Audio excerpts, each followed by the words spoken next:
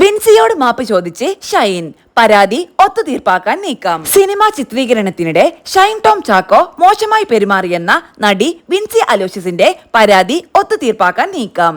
കഴിഞ്ഞ ദിവസം നടന്ന IC യോഗത്തിൽ വിൻസിയോട് ഷൈൻ ടോം ചാക്കോ മാപ്പ് പറയുകയും ഇനി മോശമായി പെരുമാറില്ലെന്ന് ഉറപ്പു നൽകുകയും ചെയ്തു. സൂത്രവാക്യം എന്ന സിനിമയുടെ ഭാവി കൂടി കണക്കിലെടുത്താണ് പരാതി ഒത്തുതീർപ്പാക്കാൻ തീരുമാനിച്ചതെന്നാണ് സൂചന. വിൻസിക്കും ഷൈൻ ടോം ചാക്കോയ്ക്കും പറയാനുള്ളത് ഒറ്റയ്ക്കൊറ്റയ്ക്കും ഇരുവരെയും ഒന്നിച്ചിരുത്തിയും ICC കേട്ടു. ICCയുടെ ഏത് തീരുമാനവും അംഗീകരിക്കാമെന്ന് പറഞ്ഞാണ് വിൻസി മടങ്ങിയത്.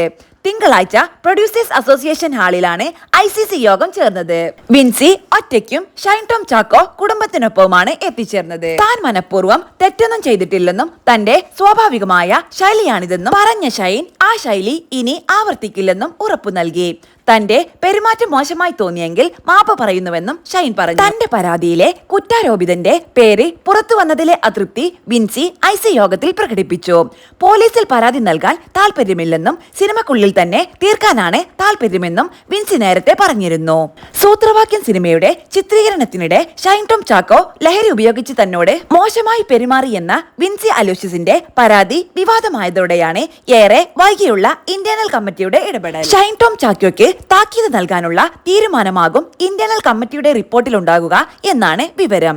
ഇതിന്റെ അടിസ്ഥാനത്തിലാകും അമ്മയും ഫിലിം ചേംബറും ഇക്കാര്യത്തിൽ തീരുമാനമെടുക്കുക.